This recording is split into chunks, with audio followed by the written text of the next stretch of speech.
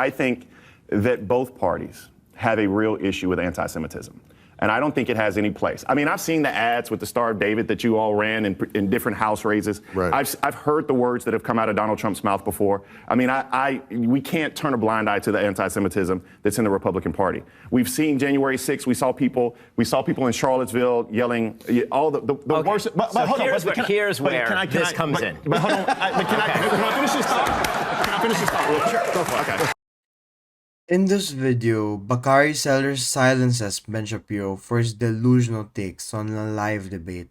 So Bakari makes it clear that anti-Semitism isn't exclusive to one side, pointing out the GOP's role with Trump's rhetoric, Charlottesville, and January 6th. And then Ben tries to jump in, but Bakari just pushes back, as you can see, refusing to let him derail the conversation or downplay the Republican problem. So make sure to watch till the end to see how Bakari Sellers silences Ben Shapiro for his delusional takes on a live debate. What do you make of the Democratic Socialists of America pulling its endorsement of AOC for not being sufficiently anti-Israel? Did that happen? Yes. It did. Okay. Oh, yeah. Well, I mean, I was like I was in the who cares category. Yeah. Same. I'm just looking for. Honestly, I'd like for the Democratic Party to pull its support from the pro-Hamas wing of the Democratic Party. That would be. Well, I actually think this is. I think that even without the age, excuse me, but this you should care because even without the age issue with Biden, there's going to be the Genocide Joe protesters at the convention. This is a split in the party. But let me articulate this. I think that both parties have a real issue with anti-Semitism. And I don't think it has any place. I mean, I've seen the ads with the Star of David that you all ran in different House races. Right.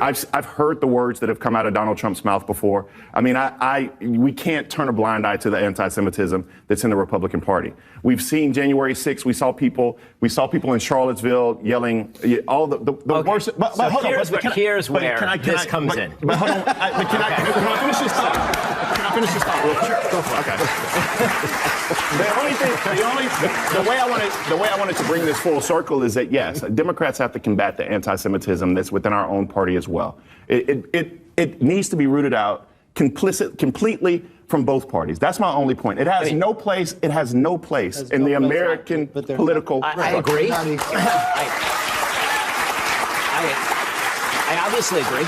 And I personally have been targeted more than probably anyone else in America by alt-right anti-Semites, okay? Like, truly, by the statistics, as a conservative. Now, let me say that the vast disproportion of people who are anti-Semitic in America right now, unfortunately, I wish this were not true. I wish it were a non-bipartisan issue and there were no anti-Semitism. But the vast disproportion is inside the Democratic Party right now, which is why the Democratic Party seems unable to divide off from, say, Ilhan Omar or Rashida Tlaib. Yeah. It's why they've had such trouble in simply declaring the obvious, which is that Hamas should surrender. It's why Joe Biden, by the way, the other night, even at that foreign policy supposedly masterful display, he had a tough time explaining exactly. He didn't mention the word hostages one time when he was discussing Israel and Hamas. And there are 5 American hostages sitting in Hamas tunnels right now, and he's still talking about slow-walking military aid to Israel to finish off that war. So Bakari comes in strong here by putting things into perspective. He basically just says, look, anti-Semitism exists in both parties, and it has to be called out wherever it shows up. That's a fair and grounded point, especially when it brings up Charlottesville and Trump's rhetoric. Real-world examples that prove the right isn't exempt. You can even hear the audience clap when he insists on finishing his thought, because he's not letting Ben or anyone else minimize what Republicans have fueled. Now Ben tries to pivot by admitting anti-Semitism exists, but then immediately framing it as mostly a Democratic problem. That's just a classic Shapiro right there, acknowledging an issue just to flip it into an attack line on Democrats. The thing is, Bakari doesn't deny anti-Semitism on the left, but he's pointing out that pretending it's all one-sided is dishonest. That's why his pushback lands. He's showing that he can hold his own side accountable without giving the right a free pass. That is because he is deeply concerned that he's going to lose that part of his base that is anti-Semitic. So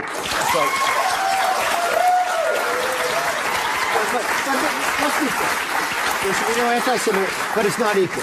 There's only one party in Congress that equated Hamas equal to America in the same place. Well, I mean, but they're sitting elected. Let me also just call bullshit for 1 second, because there was a $31 billion MOU that was signed by what president? Barack Obama. F-35s were delivered to Israel under what president? Barack Obama. The Iron Dome was created under what president? Barack Obama. And so, I've been somebody who's always said that Israel is an American value. I've always said that. October 7th was one of the most devastating days that I've ever seen with my own eyes. The Democratic Party is not the same party that Obama had today. Wait, hold on. It actually is. And Barack Obama signed into law the Iran nuclear deal. Barack Obama made Benjamin Netanyahu walk out of the back door of the White House. Barack Obama was the most anti-Israel president in the history of the United States. No, he wasn't. Yes, he was. No, yes, he was. Every American the only possible president exception might have been H.W. during his term. I think that's a teapot, a teapot. But every American president has been a strong backer of Israel. And that's what we're talking about the rank and file now. We're talking about people now. But this is also the problem with the issue and the conversation that we're having. Because back in 2006, 7, 8, 9, 10, all the way through those early times, Israel was truly a bipartisan American value type of conversation. Until Bibi Netanyahu came and spoke. And I'm just telling you, those two men did not like each other. They despised each other personally. For a person who served in Congress during that time and watched you can see the rifts and how it was Obama and Iran cutting a deal directly against, where Schumer even sat there and was quiet, where Steny Hoyer let it go through. That was the turning point. Okay. No, never again. We would go to Israel together. He broke it. The partisanship that we're discussing right now, the fact that this has become a partisan issue is why it's wrong. Okay. And I tell people that all the time. We agree on that. So this just really shows the clash between reality and talking points. Ben jumps in with this over-the-top claim that Obama was the most anti-Israel president in history, which is just absurd when you look at the record. Bakari just immediately corrects him though. Obama signed a $31 billion military aid package, delivered F-35s, and helped expand the Iron Dome. That's not anti-Israel. That's one of the most pro-Israel administrations in the US history. And then we've got Kevin McCarthy trying to rewrite history here, saying the Democratic Party isn't the same, and that the Iran deal was the breaking point. But Bakari points out something Republicans don't want to admit. Israel policy only became partisan only when Netanyahu deliberately injected himself into US politics by clashing with Obama. Before that, support for Israel was seen as bipartisan. That's a crucial distinction. Bakari is reminding everyone that partisanship wasn't inevitable. It was manufactured here, clearly. Yeah, but I have to call bullshit on this. On me or him? Him. Okay. On this with the Iran deal, because I hear this all the time. And this is kind of germane to our discussion before about the immunity. Because the fear is that, as soon as a president leaves office, he's going to be prosecuted and persecuted for something he did while he was in office. And the Supreme Court said, but yeah, presidents while in office do things that they think at the time are best for the country. I didn't think going into Iraq that George Bush did was the best thing for the country, but I think he did. And you can't go after a president for that. Obama thought making a deal with Iran was the best thing for this country, and it may have been. We don't know, because your asshole boyfriend pulled out. And we do know. The idea, the idea was to bring Iran, which is not a country of unsophisticated people, into the fold, into the family of nations. And here's how. And it was a very effective deal. They would not have been able to produce a bomb for the next 15 years. We have the facts of this. Let me return with facts on the provision on the Iran deal that allowed them at a certain point to have a bomb. Not only that, as John Kerry, the Secretary of State, openly acknowledged, it allowed for the development of ballistic missile technology. It made Iran part of the world economy again. When Joe Biden came into office and reoriented the Middle East away from the Abraham Accords and started trying to recut a deal with Iran, Iran got significantly stronger, and it is now Iranian agents in Yemen, in Lebanon, well, they're going in Syria, they're going to have a bomb a lot. They're going to have the bomb a lot sooner. But you know what? But you know how they paid for it? When Biden came to office, they produced 4,000 barrels a day. Today, they produce more than 1 million barrels of oil. We still have the sanctions against their oil, but Biden allows them to sell it. That's where they started funding all the terrorism around. You want to know what happened on October 7th? Never would have happened had when the bomb Biden goes not allowed off, the money to I go. don't really care how they paid for it, Kevin. But they couldn't have done it if they didn't have the resources. No, but the goal is to stop Iran from getting a bomb. Exactly. And that's what the Iran nuclear deal was supposed to do. It allowed an agreement for them to have one. Take Israel's perspective for just 1 second. Why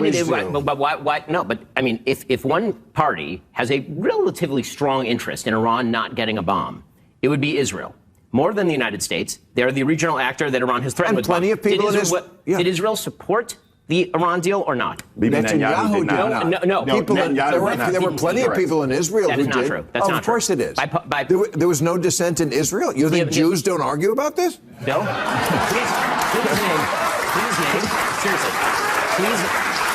I've read it. I've read their columns. Please name the political party that endorsed the Iran deal in Israel. I don't remember. It was 10 years ago. I know. It basically does not exist. That is just not, it's just not as a factual statement that in Israel the Iran deal was even remotely popular, right, left, or center. It was not.